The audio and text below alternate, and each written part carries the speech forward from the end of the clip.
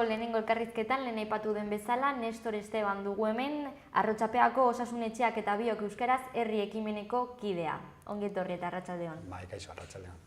Beno, azaldu iguzu pixka bat, izenak deskribatzen du zertaz doan, ez, gutxi gora bera, baina... Bai, Osasun Etxeak eta Biok Euskaraz herri ekimena sortu zen iazko apirilean, 2016ko apirilean, eta horixe, auzokide batzuk hasi ginen osasun etxera joaten, mediku eta pediatra aldaketa nahi genuela esanez, mediku eta pediatra euskaldunak nahi genituelako, eta hor animatu ginen auzokide batzuk eta poliki-poliki ekimena gorpuzten joan zen eta orduan jarri genuen abian, mediku eta pediatra euskaldunak aldarrikatzeko auzoan. Eta orain sortutako zerbait alda edo... Ez, horixe, urte terdi daramagu lanean eta, orduan egin genuen hasi ginen lehenengo eskaera horiek egiten eta, hasi ginen aldi berean, jaso genuen osasun etxeko zuzendariaren erantzuna, esanez, auzoko osasun etxean ez zegoela ez mediku eta ez pediatra euskaldunik, legez ez daudela behartutak, horrela izatera, eta Nafar gobernuari edo parlamentuari zegokiola egin beharreko lege aldaketak egitea. Hori izan zen zuzendariaren aldetik jaso genuen erantzuna, paperean, guztiok, etxean.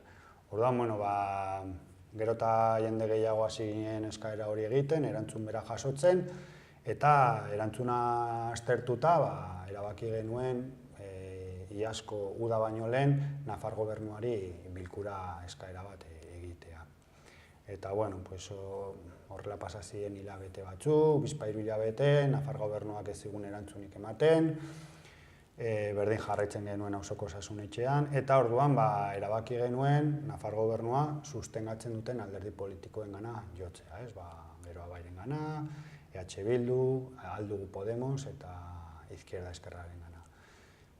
Hauen jarrera baldeko izan zen, esan ziguten baietz, hitzordu bat jarriko genuela, bilduko ginela, gai aztertzeko, baina antzeko parezido. Azkenean EH Bildu izan zen hartatu gintuen bakarra, eta Nafar gobernuari dagokionez, erantzunik ez genuen jasotzen, ez? Eta orduan, iazko azaroan, orain urtebete edo, erabaki genuen egoera horren aurrean zerbait egitea, berriz gaia mahai gainean jartzea eta horretarako erabaki genuen osasun etxea okupatzea. Sartu ginen hainbat lagun, esanez han pasako genuela gaua, eta, begira, azkenean jaitsi zen osasunbideako arduradun bat, eta azkenean lortu genuen bilkura hori Nafar gobernuko ordezkari batzuekin egitea iazko abenduan. Bildu ginen osasun kontseilariarekin, Euskara Bideako zuzendariarekin, eta osasunbideako beste ardurak dituzten pertsona batzuekin. Eta, behintzat, hori da lortu genuena bere momentuan. Aurrerapen bat, bai. Bai. Gero hori historia izan zen, jaso genuen erantzuna izan zela osasun etxeko zuzendariak emana zigun erantzunaren oso antzekoa, ez? Eskubidea izan badugula, euskaldunok, baina ez daudela behartutak mediku eta pediatra euskaldunak edo... Zonalde mixtoa delako. Horixe, legez, Arrotxapea auzoa eremu mistoan bizi gara, eta orduan, eskubidea badugula, baina ez zeudela behartuta, ez? Eta, hori da esan zigutena, hori zen arrazoi nagusia, ez?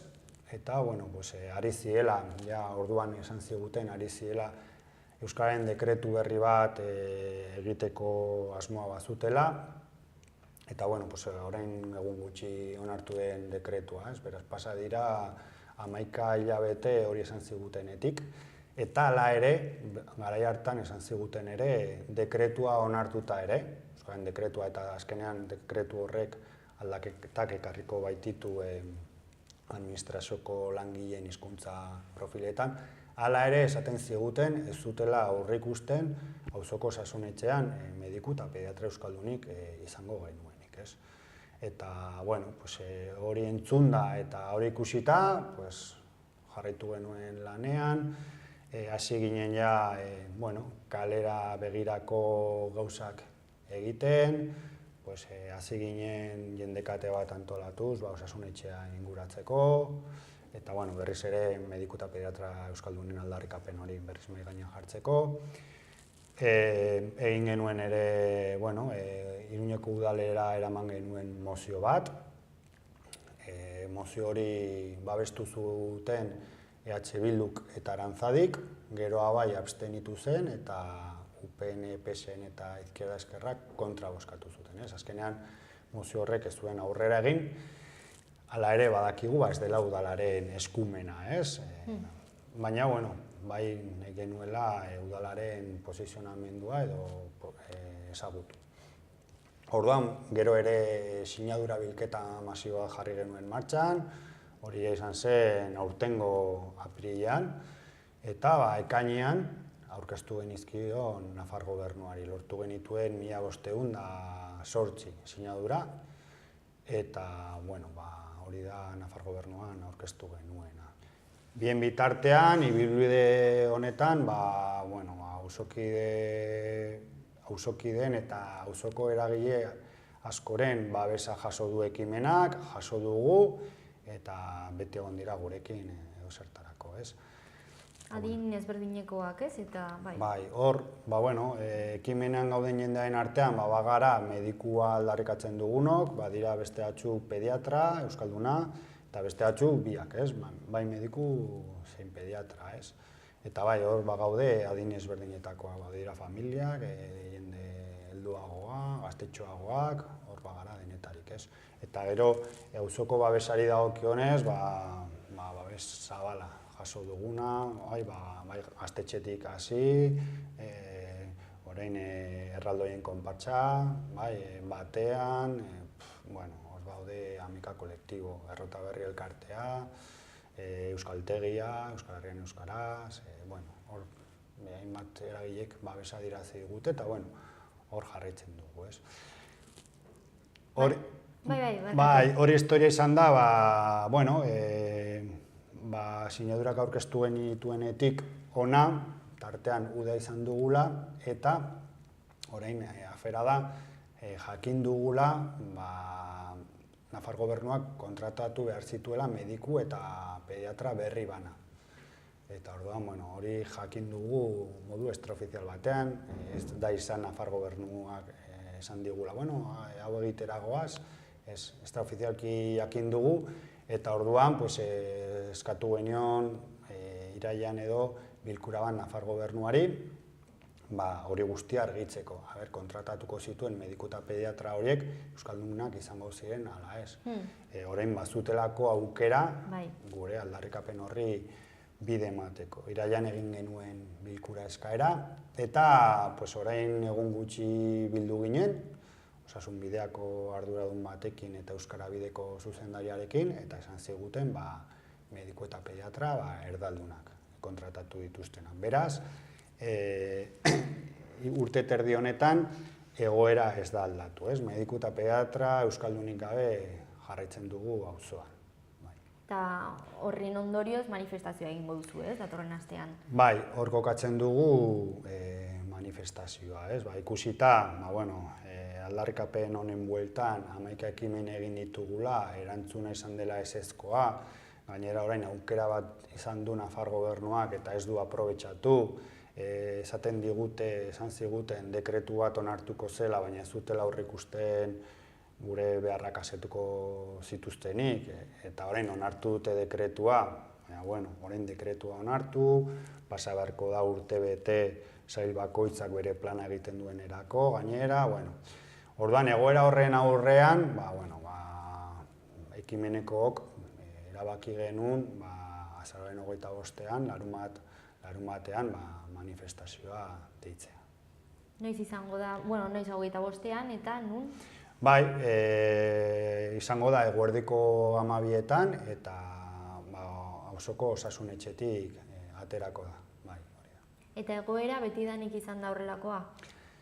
Ez, orain pare bat urte edo orain 2 urtera arte edo, zegoen auzoko osasunetxean mediku euskaldun bat, bakarra zen, baina, ez kasualitatez esan dezakegu. Ez da lanpostu horretarako eskatzen zutelako euskalduna izatea, ez? Kasualitate zen, beste leku askotan gertatzen den moduan, ez?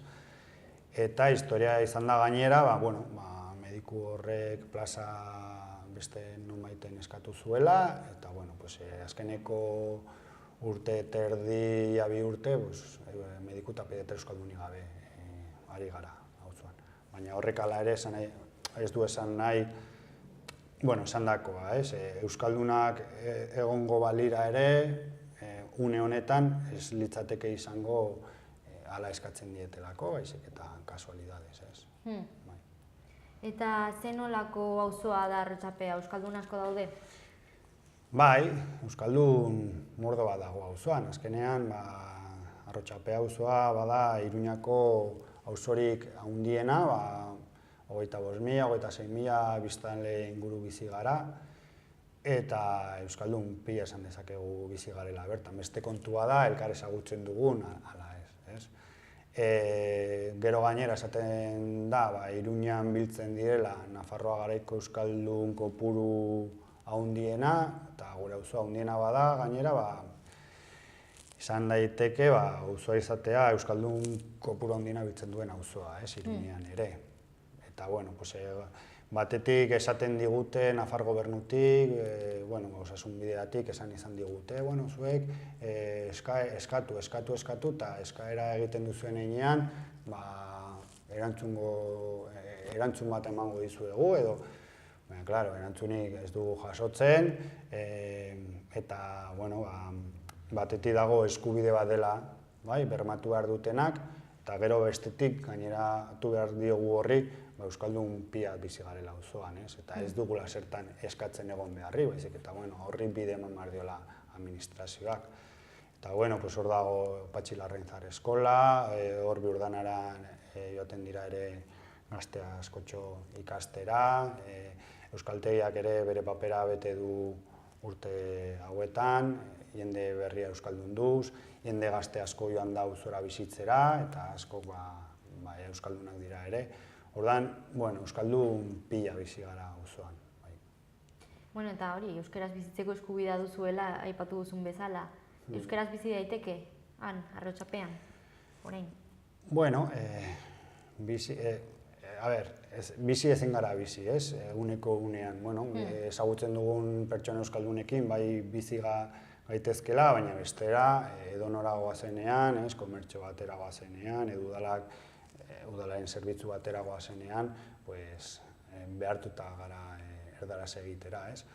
Orduan, badira euskaldunak handik eta hemendik, baina ezin gara eguneko unean euskaraz bizi inondik inora. Gero, eskolara bazoaz, noski, ez? Edo euskalduna diren espazioetan, baina gehiena da erdalduna, bai. Eta nola ikusten duzu etorkizuna? Gai honekiko, ez? Guk lanean jarraitzen dugu, ez? Mediku eta pediatra euskaldunak aldarrikatzen, eta bide bat egin dugu. Egia da ez dugula erantzun positiborik momentuz jaso, baina bai lortu dugula auzokideen artean gaia ezagutzea, eragileek ere ezagutzen dute, eta babes sozial hori izan badugu. Orain falta da, babes sozial horren ondorioz lortzen dugun administrazioa mugiaraztea, eta benetan neurriak hartzea gure behar hori asetzeko. Eta, hor egiten dugu topo behin da berriz legearekin, Baskoen Fedean legearekin, zonalde mistoan bizi gara, orain dekretu bat onartuko da, baina dekretu horrek esan zigutenagatik ez du bermatuko ere, ez ditu bermatuko gure hizkuntza eskubideak osasunetxean. Orduan, guk hor jarraituko dugu, egin beharreko aldaketa horiek egin arte. Eta manifestazioaz aparte, beste ekintzaren bat prestatzen ari zarete, edo Bueno, momentuz manifestazioa, lehen esan dizudan bezala 11 dira egin ditugun ekimena, manifestazioa egingo dugu, presio bide moduan, gainera, auzoan hasi, lehen esan dizudan bezala osasun etxean, eta diputazioan bukatzea planteatzen dugu, Nafar gobernuari bere ardurak exigitzeko. Eta, ikusiko dugu gero, bildu beharko gara, manifestazioa bera baloratu, berriz egoera aztertu, eta ikusi zeintzuk izan beharko duten hurrengo urratsak bide honetan. Bueno, momentuz orduan, 25ean eguerdiko 12etan, ez? Horixe, bai. Nun? Auzoko osasun etxetik irtengo da manifestazioa. Eta gonbidapen zabala, ez? Bai, gonbidapen zabala, eta, espero dugu auzoko jendea izatea, azken finean auzoko aldarrikapen bat da, eta, animatu nahi dugu jende guztia bertan parte hartzera, pentsatzen dugu manifestazio koloritsua izango dela, esparru ezberdinetatik jendea parte hartuko duela gainera, eta, manifestazioa bukatu ostean, bermuterako aukera egongo da, handik eta hemendik. Ze ongi. Bueno, animo. Bai, eskerrik asko, baina esker.